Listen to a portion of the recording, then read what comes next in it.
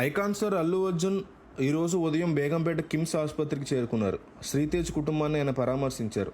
అయితే అల్లు అర్జున్ ఆసుపత్రికి వస్తే ముందుగానే పోలీసులకు తెలియజేయాలంటూ పేర్కొంటూ ఇప్పటికే రామ్ గోపాల్పల్లి పోలీసులు ఆయనకి ముందస్తు నోటీసులు జారీ చేసిన సంగతి తెలిసిందే.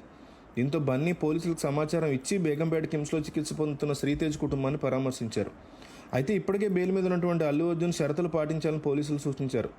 అయితే అల్లు అర్జున్కు హైదరాబాద్ రామ్ గోపాల్పేట పోలీసులు మరోసారి నోటీసులు అందించారు. సంధ్యా థియేటర్ తొక్కిసలాట ఘటనలో గాయపడి కిమ్స్లో చికిత్స పొందుతున్న శ్రీతేజ్ని పరామర్శించాలంటే ముందుగా తమకు ఖచ్చితమైన సమాచారం ఇవ్వాలని నోటీసుల్లో పేర్కొన్నారు. బాలుని చూసేందుకు ఎప్పుడు రావాలనుకున్నా ముందుగానే ఇన్ఫర్మేషన్ ఇవ్వాలని, ఆ తర్వాత మాత్రమే ఇక్కడికి వెళ్లాలని వాళ్ళు కోరారు. పుష్ప 2 మూవీ ప్రీమియర్ రిలీజ్ నేపథ్యంలో అల్లు అర్జున్ మీద పోలీసులు కేసు నమోదు చేసిన సంగతి మనకు తెలిసిందే. సంధ్యా థియేటర్ దగ్గర జరిగినటువంటి తొక్కిసలాటలో రేవతి అనే మళ్ళీ చనిపోయిన విషయం తెలిసిందే. ఈ నేపథ్యంలో ప్రస్తుతం ఆమె కుమారుడు శ్రీతేజ్ ఆసుపత్రిలో వెంటిలేటర్ మీద చికిత్స పొందుతున్నాడు. అయితే పుష్ప 2 తొక్కిసలాట నేపథ్యంలో పోలీసులు మొత్తంగా 18 మంది మీద కేసులు నమోదు చేశారు. అల్లు అర్జున్ అరెస్ట్ అయిన తర్వాత అనేక నాటకీయ పరిణామాలు చోటు చేసుకోవడం మనం చూసాం. ఏకంగా సీఎం రేవంత్ రెడ్డి అసెంబ్లీ వేదికగా ఈ ఘటన మీద మాట్లాడారు. అల్లు అర్జున్ సినిమా పెద్దలు వరుస పెట్టి వెళ్ళి పరామర్శించకుండా తీవ్రంగా ఖండిస్తున్నట్టు కూడా ఆయన తెలుస్తోంది.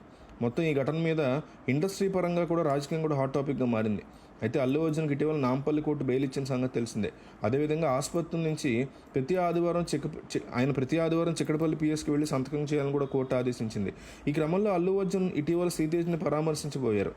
ఈ క్రమంలో తాజాగా రామ్ గోపాల్పేట పోలీసు అల్లు అర్జున్కి నోటీసులు జారీ చేశారు. ఒకవేళ కిమ్స్ ఆసుపత్రికి వెళితే శ్రీతేజ్ని కలిసే అవకాశం ఉంటే ముందుగా తమకు సమాచారం ఇవ్వాలని పోలీసులు తమ నోటీసుల్లో పేర్కొన్నారు.